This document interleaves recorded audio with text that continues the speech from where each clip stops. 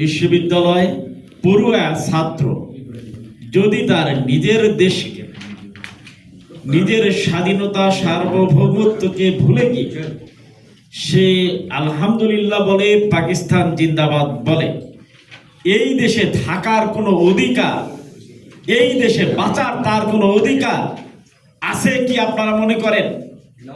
আমি বিশ্বাস করি তার এই দেশে থাকার, তার এই দেশে বাঁচার কোনো অধিকার নেই। এই ছাত্রগুলোর মাথা যিনি নষ্ট করেছেন, সেই সুদখোর বাংলাদেশকে 100 বছর পিছিয়ে দিয়েছেন ভণ্ড রাজাকারের সম্রাট।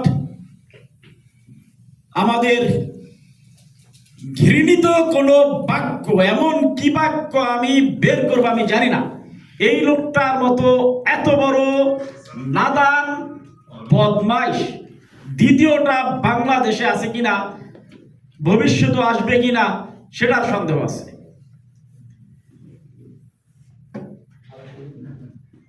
যার জন্ম না হলে বাংলাদেশের জন্ম হতো না, যে লোকটা জন্মের পর থেকে বাংলাদেশ স্বাধীনের জন্য, বাংলাদেশের জন্য 13টি বছর জীবন যৌবন কারাগারে কাটিয়ে দেশের জন্য সংগ্রাম করে একটা স্বাধীন সার্বভৌম রাষ্ট্র দিল, আজকে তাকে বলা হয় তিনি দেশ চান নাই। কোথায় ছিলি তোরা? অত্যন্ত দুঃখের এবং পরিতাপের বিষয়। সুতরাং আমরা ভাষা হারিয়ে ফেলি। কথা বলার, যাদের সামনে কথা বলবো আজকে অত্যন্ত শ্রদ্ধেয় ব্যক্তিবর্গ, বীর মুক্তিযোদ্ধা যারা আমাদের সামনে বসে আছেন। আমি মাত্র একবার বলেছি গতকালকে, মেরাজ ভাই কালকে আমার প্রোগ্রামে আসতে হবে।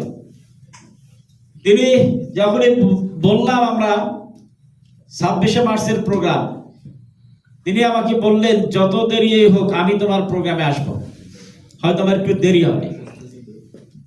মেরাজ ভাই প্রোগ্রামে তার সাধারণ সম্পাদক সহ দুজনেই মুক্তিযোদ্ধা, তারা দুজনেই সেই ব্রোঞ্জ থেকে চলে এসেছে। রক্তে আগুন, বলার কিছু নেই, রক্তের মধ্যে আগুন। এমন একটা সময় আমরা পার করছি যেখানে সারা বাংলাদেশে মবের রাজত্ব করে আজকে বিশ্ববিদ্যালয়ের ছাত্রদেরকে ইয়াবা আর বাবা দিয়ে নষ্ট করে ফেলেছে সারা বাংলাদেশের ইয়াং জেনারেশন, যাদের মধ্যে ড্রাগের মাধ্যমে পানি ঢুকিয়ে, যাদের সাধারণ পানি খাওয়ার মাধ্যমে ড্রাগ সাপ্লাই দিয়ে বিশ্ববিদ্যালয়গুলোকে নষ্ট করে দিয়েছে এই খুনি নিউজ।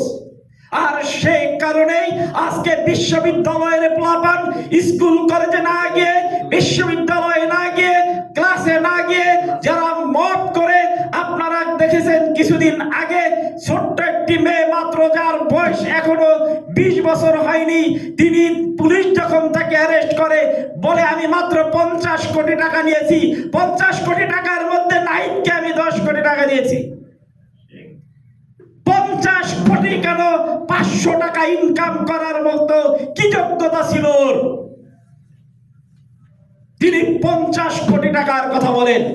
বন্ধুরা আমার, আমরা এমন একটা সময় এসে দাঁড়িয়েছি, আজ যারা বাংলাদেশ স্বাধীন করেছে সেই মুক্তিযোদ্ধাদের গলায় যখন জুতার মালা, রাজাকারের গলায় যখন ফুলের মালা, তখন কথা বলতে সত্যিকারে কষ্ট হয়।